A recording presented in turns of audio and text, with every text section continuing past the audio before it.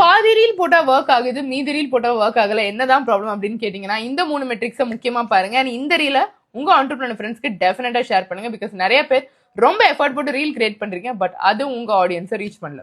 So first thing, ஒரு ரீலை நீங்க பார்க்க வேண்டியது உங்க ரீலோட ரிட்டென்ஷன். அதாவது ஒவ்வொரு ரீல இன்சைட் போனீங்கன்னா இந்த மாதிரி ஒரு கிராஃப் வரும். ஸோ இந்த கிராஃப் ஸ்ட்ரெயிட்டா போச்சு அப்படின்னா நிறைய பேர் உங்க ரீலை பாக்குறாங்கன்னு அர்த்தம். எடுத்த உடனே இமீடியட்டா டிப் ஆகுது அப்படின்னா உங்க ரீல்ஸ்க்கு ரீச் இல்லைன்னு அர்த்தம். ஸோ இந்த ரீல் அதிகமா டிப் ஆச்சுன்னா உங்க ஹூக் சரியில்லை, ஹூக்க மாத்துங்க. செகண்ட் மெட்ரிக் நீங்க பார்க்க வேண்டியது சேவ்ஸ் அண்ட் மூணாவது shares. So saves and shares அதிகமா இருந்ததுன்னா நிறைய பேர் இது ஆக்சுவலி இன்னும் சேவ் பண்றாங்க, ஷேர் பண்றாங்க. இன்ஸ்டாகிராமோட current algorithm saves and share தான் ரொம்பவே ப்ரையாரிட்டைஸ் பண்ணுது உங்களோட லைக்ஸ் அண்ட் கமெண்ட்ஸ் விட. ஸோ லைக்ஸ் கமெண்ட் வருதோ இல்லையோ சேவ்ஸ் அண்ட் ஷேர்ஸ் கண்டிப்பா வரணும். ஸோ எஜுகேஷனல் கண்டென்ட் ஒரு ஆடியன்ஸ்க்கு யூஸ்ஃபுல்லான கண்டென்ட் அதிகமா ஷேர் பண்ணுங்க.